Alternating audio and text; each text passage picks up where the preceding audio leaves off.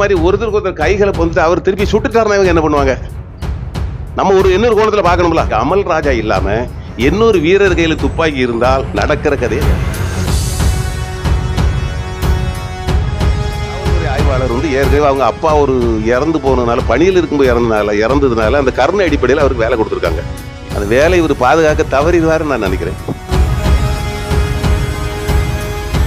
போட்டா வந்து அப்படி அடிச்சிடலாமா யாரையும்? நான் கேட்கறதான் கேட்கிறேன்.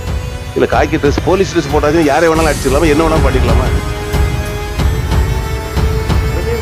ராஜேஷ் இருக்காருல்ல, பிரவீன் ராஜேஷ் இன்ஸ்பெக்டர் இருக்காருல்ல, இவர் வந்து அவரை போய் அப்படி வழக்கட்டாயமா பிடிச்சி இழுத்து கொண்ட சரி துப்பாக்கி வெடிச்சு யாரோ ஒருத்தர் வந்து பாதிக்கப்பட்டு காயப்பட்டாங்கன்னா என்ன செய்வாங்க?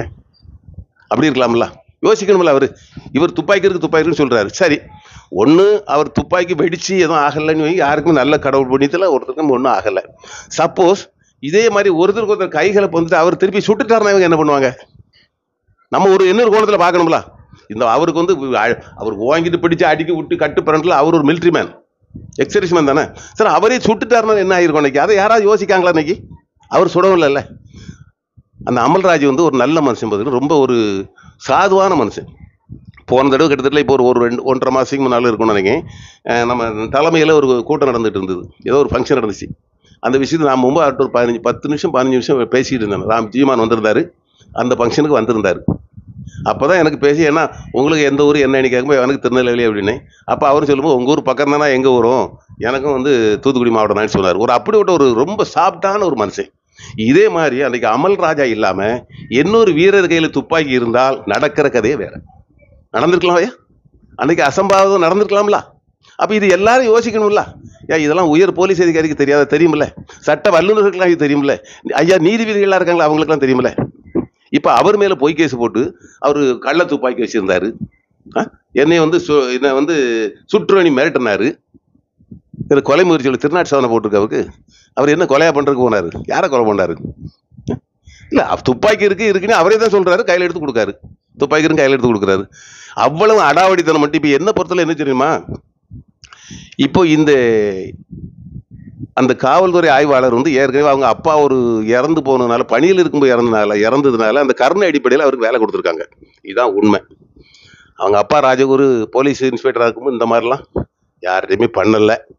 ஓரளவு எங்களுக்கு தெரியும், எங்கள் பக்கத்து ஊர் தான், அதனால் இந்த மாதிரிலாம் பண்ணலை எனக்கு தெரியும். எனக்கும் கொஞ்சம் அறிமுகம், கொஞ்சம் தெரியும். ஆனால் இவர் வந்து அந்த அப்பா வேலையை வச்சு தான் இவர் வந்திருக்காரு. வந்திருந்தாலும் கூட அந்த வேலை இவர் பாதுகாக்க தவறிடுவாருன்னு நான் நினைக்கிறேன். ஆமாம், ஏன்னா இவருக்கு வந்து என்ன ரொம்ப ரவுடித்தனம் பண்ண மாதிரி பண்ணுவார் பொழுது. ஏற்கனவே 3-4 இடத்துல யாரை வேணாலும் அடிக்கிறது செய்கிறது. அந்த போலீஸ் ட்ரெஸ் போட்டால் வந்து அப்படி அடிச்சிடலாமா யாரையும்? நான் கேட்குறதான் கேட்குறேன். இல்லை காக்கி ட்ரெஸ், போலீஸ் ட்ரெஸ் போட்டாச்சும் யாரை வேணாலும் அடிச்சிடலாமா, என்ன வேணாலும் பண்ணிடலாமா? எல்லாரையும் ஒன்றும் பண்ண முடியாது, எல்லாரையும் தொட முடியாது. அது முதல்ல அவங்க புரிஞ்சுக்கிடணும். எல்லாரையும் தொட முடியாது, புரியுதா? அடிக்கவும் அடிக்கலாம், எல்லாரையும் தொட முடியாது. திருப்பி அடித்தா வேற மாதிரி இருக்கும். அதே ஒரு வழக்கு இன்னைக்கு பேசுகிறோம், அந்த வழக்கு திருப்பி அடிச்சிருமில்ல, திரும்ப அடிக்கலாம் அந்த வழக்கு. என்ன அப்படி தானே? ஆமாம், எதிர்வினையும் வந்துடும்ல. அந்த மாதிரிலாம் செய்யக்கூடாது. குற்றவாளி எத்தனை குற்றவாளி இருக்கான், அவனை அந்த பாலியல் பலாத்காரம் பண்ணவனை அண்ணா யூனிவர்சிட்டியில் எப்படி பாதுகாப்பாக கொண்டு போனாங்க? அவன் டிஎம்கே அப்படிதானே? அதனால இந்த ஆள் வந்து யாரு?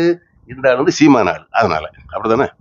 அதான் மிகப்பெரிய தவறு. காவல்துறை அதிகாரிகள் யாராக இருந்தாலும் சட்டத்துக்கு புறம்பா தயவு செய்து யாரும் செய்யாதீங்க. சட்டம் எப்போதும் ஒரே மாதிரி இருக்காது, சட்டம் எப்போதும் உங்களுக்கு சாதகமாக இருக்காது. அதை நான் வந்து இந்த தாழ்மையோடு கேட்டுக்கொண்டுக்கிறேன். உயர் அதிகாரிகள் இதை நீங்கள் உன்னிப்பாக கவனிக்க வேண்டும். கீழ்மட்டத்தில் இருக்கக்கூடிய காவல்துறை அதிகாரிகளை உதவி ஆய்வாளர்களாக இருந்தாலும் சரி, ஆய்வாளராக இருந்தாலும் சரி, நீங்கள் வந்து மேலே இருக்கக்கூடிய ஐபிஎஸ் அதிகாரிகள் இதை நீங்கள் உங்கள் கவனத்தில் கொள்ள வேண்டும் என்று நான் கேட்டுக்கொள்கிறேன். அப்போ இது ஒரு வன்மம், இது தூண்டி விட்டது யாரோ ஒருத்தர். இவர் வந்து அம்பு தானே வெளியே, அம்பு ஏறி விட்டவங்க வேற யாரும் இருந்திருக்காங்க, அது வேற விஷயம் இருந்திருக்காங்களா, அது வேற விஷயம். அதே மாதிரி இவர் வந்து போயிருக்காரு, போயிட்டு வேற எதுவுமே சொல்ல. நம்ம வீடியோக்களை பார்க்குறோம், எல்லாமே அழகாக நம்ம பார்க்குறோம், தெரியுது. எல்லாருக்கும் கிட்டத்தட்ட 1-2 இல்லை, ஒரு 10-20 மீடியாக்கள் வந்து இருக்காங்க, எல்லாம் எடுத்துக்கிட்டு ஃப்ளாஷ் நியூஸ் எடுத்துக்கிட்டு இருக்காங்க. அப்போ எடுத்துக்கிட்டு இருக்கும்போது, அவங்க ஃப்ளாஷ் ஃபோட்டோ எடுத்துக்கிட்டு இருக்கும்போது, வீடியோ எடுத்துகிட்டு இருக்கும்போது அவங்க என்ன பார்க்குறாங்கன்னா, இவர் வந்து நேரே வராரு, கதவை தள்ளுறாரு, மேலே உள்ள கொண்டி திறக்கிறாரு, கவரை தள்ளுறாரு. தள்ளுனோன்னு உள்ளேருந்து அவர் அந்த அமல்ராஜ் வர. அந்த அமல்ராஜ் எனக்கு வந்து எனக்கு நல்ல பழக்கம். அந்த அமல்ராஜ் வந்து ஒரு ராணுவ வீரர், ஓய்வு பெற்ற ராணுவ வீரர். எப்படி எப்படி வர்றாருனாச்சுன்னா, இவரு உள்ள இருந்து அப்படி எட்டி பார்க்குறாரு. எட்டி பார்த்த உடனே இவங்க கதவை தள்ளிட்டு உள்ள தள்ளிட்டு ஓடி போய் அவரை அப்படி ஓங்கி சட்டையில் கையை போட்டு அடிக்கிற மாதிரி அடிச்சு இழுத்து வெளியே கொண்டாடுறாங்க. இதுதான் நடந்த உண்மை. சரி, இதுக்கு நீங்க எப்படி கிழிக்கிறேன்னு சொல்லி இதுக்குள்ள பெரிய பிரச்சனையாகி எல்லாம் கொண்டு போயிட்டாங்க. அந்த ஒரே ஆள் தான் இருக்காங்க. அப்போ அவர் என்ன சொல்றாரு, என் மடியில கையில துப்பாக்கி, மடிக்குள்ள துப்பாக்கி இருக்குது, வெடிச்சிடும் அப்படின்னு சொல்லியிருக்காரு. துப்பாக்கி இருக்குன்னு சொல்லியிருக்காரு. அவர் தான் சொல்றாரு துப்பாக்கி இருக்குன்னு சொல்லி எல்லா மீடியாவிலும் காட்டுறாங்க. அழகா தெரியுது. அவர் துப்பாக்கி எடுத்து சுடுவேன்னு சொல்லலை, துப்பாக்கி இருக்குது, அது ஃபயர் ஆயிரும்னு சொல்றாரு அவர். அந்த காலகட்டத்தில் அவர் பிடிச்சிட்டு கொண்டு போனாங்க. பிடிச்சு கொண்டு போயிட்டு அங்கே கொண்டு போய் ஸ்டேஷனுக்கு கொண்டு போகல, எங்கெங்கெல்லாமோ சுற்றி கொண்டு போய் அங்கே வச்சு அடிச்சு இரும்பு ராடால் அடித்ததாக சொல்லப்படுது. அவர் கையை காலெல்லாம் உடைக்கிற அளவில் இப்படி தான் செய்யணுமா? யார் இந்த அதிகாரத்தை கொடுத்தவருக்கு? அவங்க அப்பா ராஜகுருன்னு நினைக்கிறேன், சரியான ஞாபகம் அவரை தான் இருக்கணும்னு நினைக்கிறேன். கொஞ்சம் நல்ல பழக்கம் தான். எங்கள் திருநெல்வேலி மாவட்டத்தை சேர்ந்தவர் தான். இவர் அடிக்கும்போது நாடாரான்னு சொல்லி அடிச்சிருக்காரு. இவரும் நாடார் தானே. இப்போ நாடாரை வச்சு அடிக்கிறீங்களான்னு தான் நாங்கள் கேட்குறோம். நாங்கள் கேட்குறோம், தமிழக மக்கள் என்ன கேட்குறோம் தெரியுமா?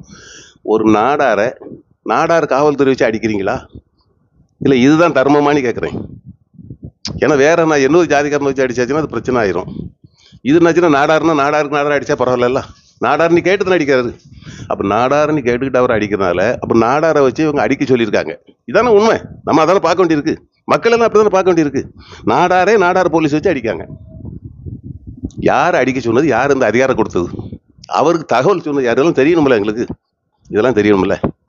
இப்போ மதுரையில் நம்ம சென்னையில் அண்ணா யூனிவர்சிட்டியில் ஒரு பொண்ணுக்கு நடந்த பாலியல் பலாத்காரம்.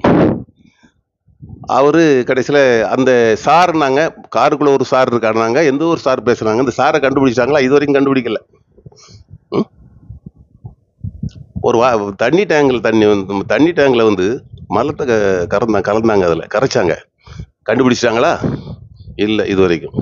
இன்றைக்கு இருக்க காலகட்டத்தில் என்னென்னாச்சுன்னா, இப்போ தமிழ்நாட்டை பொறுத்தளவு என்னச்சுன்னா, எங்கே பார்த்தாலும் சாராயம் 24 மணி நேரமும் கள்ள சாராயம் ஓடிக்கிட்டு இருக்கு.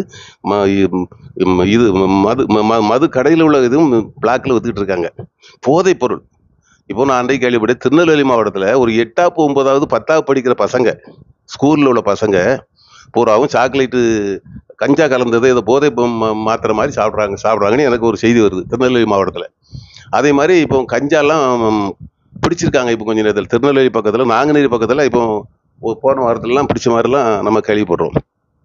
அந்த கஞ்சா கலாச்சாரத்தெல்லாம் ஒழிக்கிறதுக்கு இந்த காவல்துறைக்கு நேரம் இல்லை. கள்ளச்சாரா விற்கிறான், அவனை பிடிக்கிறதுக்கு கண்டுபிடிக்கிறதுக்கு நேரம் இல்லை. குற்றம் செய்கிறது தடுக்கிறதுக்கு இவங்களுக்கு நேரம் எதுவுமே இல்லை. ஆனால் சீமான் வந்து எங்கே போனாலும் சரி அவரை பண்ணிடணும், அப்படி செய்யணும். ஆனால் இவங்க என்ன பண்ணா, சீமான் பேரை வந்து இவங்க டேமேஜ் ஆகணுங்கிற ஒரே நோக்கத்தில் இவங்கெல்லாம் பண்ணிக்கிட்டு இருக்காங்க. ஆனால் இது எல்லாமே நான் ஏற்கனவே கடந்த ஒரு 2-3 காணொலியில் நான் பேசியிருக்கேன். சீமானை பற்றி இவங்க என்னென்ன பேசினாலும், அப்படி தப்பாக பேசினாலும் அவருக்கு அது ப்ளஸ்ஸாக தான் வரும். ஆமாம், அவருக்கு நல்லதாக தான் விடும் வெளியே. இவங்க அசிங்கப்படுத்துன்னு நினைப்பாங்க, கடைசியில் அவங்க தான் தோல்வி அடைஞ்சிருவாங்க. இங்கே இருப்பது 4 சட்டங்கள், ஒரு சட்டம் கிடையாது. இப்போ அரசியலமைப்பு சட்டம் ஒன்று தான். ஆனால் இது 4 மாதிரியாக இருக்குது. எப்படி தெரியுமா? பெரிய கோடீஸ்வரர் பணக்காரர் இருக்காங்களா, அவங்களுக்கெல்லாம் ஒரு சட்டம் வேற மாதிரி வேலை செய்யும். நம்ம அரசு உயர் அதிகாரிகள் இருக்காங்களா, அவங்களுக்கெல்லாம் ஒரு மாதிரி வேலை செய்யும். அடுத்தால அரசியல்வாதிகள் ஆளுங்கட்சிக்காரங்க இருக்காங்களா, உயர் பதவியில் இருக்காங்களா, அவங்களுக்கெல்லாம் ஒரு சட்டம் வேலை செய்யும். ஆனால் நம்மளை மாதிரி சிவிலியன் இருக்காங்களா, பொதுமக்கள் இருக்காங்களா, நமக்கு ஒரு சட்டம் வேலை செய்யும். இது ஏற்கனவே நான் பல காணொலியில் பேசியிருக்கேன் நான். ஆமாம், அதனால் அதெல்லாம் மாற்றணும். இதெல்லாம் மாற்றணும்னாச்சுன்னா ஒரே சட்டம், எல்லாருக்கும் ஒரே சட்டம் தான். அரசனுக்கும் அதே சட்டம் தான், ஆண்டிக்கும் அதே சட்டம்னா அப்படி ஒரு மாற்றத்தை கொண்டு வரணும்னா இந்த மக்கள் தான் மாற்றணும். இந்த மக்கள் மாற்றணும்னா ஒரே வழி, சீமானுக்கு ஓட்டு போட்டு இந்த நாட்டில் முதலமைச்சர் ஆக்கணும். இதுதான் நடக்கணும். எல்லாரும் புரிஞ்சுக்கணும். முதல்ல தமிழ்நாட்டு மக்கள் அனைவரும் புரிஞ்சுக்கிடுங்க. 200 ரூபாய்க்கும் 300 ரூபாய்க்கும் காசை வாங்கிட்டு நம்ம ஓட்டு போடுறோம், நம்ம ஓட்டை விலைக்கு விற்பனை செய்யறோம்னா பண்ணாதீங்க யாருமே. இந்த மாதிரி தான் சட்டம் ஒழுங்கிடுது. இப்போ என்ன நான் என்ன கேட்குறேன்னா, நம்ம வீட்டு பிள்ளைகள் வந்து ஒரு 10 வயசு குழந்தை இன்னைக்கு ஸ்கூலுக்கு போயிட்டு வர முடியல, பாலியல் பலாத்காரம். அது போயிட்டு முழுசா போயிட்டு ஸ்கூலுக்கு பள்ளிக்கூடத்துக்கு போயிட்டு முழுசா போய் திரும்பி வருமாங்கிறது கூட ரொம்ப சந்தேகத்தில் இருக்கிறோம். அதே மாதிரி கல்லூரிக்கு போகக்கூடிய பிள்ளைகள், வயசுக்கு வந்த கல்லூரி பிள்ளைகள் வீட்டுக்கு அங்கே போயிட்டு நமக்கு வந்துருமாங்கிறது அந்த தாய் அந்த உள்ளத்துல எவ்வளவு ஒரு வேதனையோடு இருப்பாங்க தெரியுமா? நம்ம பிள்ளை வந்துட்டு ரைட். ஒவ்வொரு நிலைமை இன்னைக்கு அதான், ஒவ்வொரு தாயினுடைய நிலைமை இன்னைக்கு அதான். ஐயோ இன்னைக்கு இப்படி இருக்குது. இந்த ஆட்சி அப்படிப்பட்ட ஒரு ஆட்சியாக தான் இருக்குது. எல்லாரும் புரிஞ்சுக்கிட்டாங்க. என்ன கிட்டத்தட்ட எவ்வளோ நாள் இருக்குங்கிறீங்க? ஒரு வருஷம் இருக்குது. ஒரு வருஷம் இல்லை, கிட்டத்தட்ட ஒரு 10 மாதம் தான். இந்த 10 மாதத்துக்குள்ள அடுத்தால புதுசாக ஒரு 2026 வரக்கூடிய தேர்தலில் சீமானை நம்ம முதலமைச்சர் ஆக்கிறதுக்கு சீமானுடைய வேட்பாளர்கள் அத்தனை தொகுதிகளை நம்ம வெற்றி பெற செய்தால் மட்டும்தான் இந்த சட்டங்கள்லாம் சாத்தியம். ஒரே நியாயம் எல்லாருக்கும் கிடைக்கும். சீமான் அடிக்கடி சொல்லுவார், குற்றம் செய்வதை விட குற்றம் செய்வதற்கு முன்பே தடுக்கணும் அப்படிம்பாரு. அதான் உண்மை. செய்தி தொலைக்காட்சிகள் இருக்கு பார்த்தீங்களா, இதுக்கு ஒரு சில தொலைக்காட்சிகள் வந்து அவங்க மிரட்டுறாங்க. ஆளுங்கட்சிக்காரங்க ஒன்று மிரட்டுறதுக்கு பயப்படுறாங்க. இன்னொன்று என்ன தெரியுமா, அவங்களுக்கு பணம் கொடுக்குறாங்க. ஒன்று மிரட்டுறாங்க, ஒன்று பணம் கொடுக்குறாங்க. அதே மாதிரி தான் மற்ற இதுகளுக்கும் சமூக வலைத்தளங்கள் இருக்குது பார்த்தீங்களா, இந்த மீடியாக்களுக்கு என்ன பண்ணுறாங்கன்னா, இதே மாதிரி கிட்டத்தட்ட 300-400 பேர் அவங்க இதுகளை வச்சுக்கிட்டு என்ன பண்ணுறாங்க, கிட்டத்தட்ட சீமானுக்கு ஆதரவானவர்களை மட்டும் விட்டு மற்ற எல்லாத்தையும் ஒட்டு மொத்தமாக அத்தனை பேருக்கும் மாதந்தோறும் அவருக்கு பணம் தந்துடுறேன். சீமானை பற்றி அவதூறாக பேசணும் ஒன்று. அடுத்தால சீமானை பற்றி கட்சியிலேருந்து வெளியே யார் போனாலும் உடனே அவரை கண்டுபிடிக்கணும். சன் நியூஸ்காரன்லாம் நான் ஒரு ஆள்கிட்ட ஃபோன் பண்ணி வர சொன்னேன், நான் சீமானை பற்றி கொஞ்சம் பேசுகிறேன், கொஞ்சம் வர சொல்லுங்களா, சன் நியூஸ்காரன் கொஞ்சம் வர சொல்லுங்க, நான் பேட்டி கொடுக்குறேன் சீமானை பற்றி, நான் வந்து கொஞ்சம் பேசுகிறேன், நீங்கள் வர சொல்லுங்களா அப்படின்னா வர மாட்டேங்க. ஏன்னு தெரியல, என்கிட்ட வர மாட்டேங்கிறான்.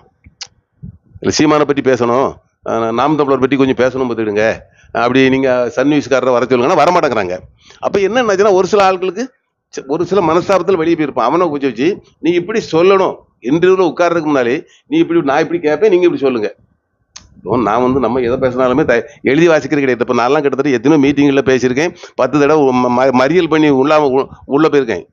10, 20, 30 தடவைக்கு மேலே உண்ணாவிரதம் இருந்திருக்கேன். 100-200 தடவை நாங்கள் ஆர்ப்பாட்டம் பண்ணியிருக்கோம். அதெல்லாம் வேற விஷயம். நிறைய பொதுக்கூட்டங்களில் பேசியிருக்கேன். இன்றைக்கு வரைக்கும் நான் வந்து கையில் எதையும் வச்சுட்டு பேசுறது கிடையாது, குறிப்பெடுத்துட்டு பேசுறது கிடையாது. 2 மணி நேரம் பேசுவேன் நான் தாராளமாக. அவர் பேச்சாளர் 1900 கிட்டத்தட்ட ஒரு 77 இருந்தே. ஆமாம், அந்த மாதிரி. அப்போ நமக்கு எல்லாமே தெரியுதுனுங்களா. அது மாதிரி சீமானை வந்து அழிக்கணுங்கிற முடிவில் இருக்க முடியாது. ஆனால் ஆண்டவன் ஒருவன் இருக்கான், இதுதான் உண்மை. என்னுடைய தான். ஆமாம், ஆண்டவன் ஒருவன் இருக்கான். அது வந்து சீமானை யாராலையும் அழிக்க முடியும்.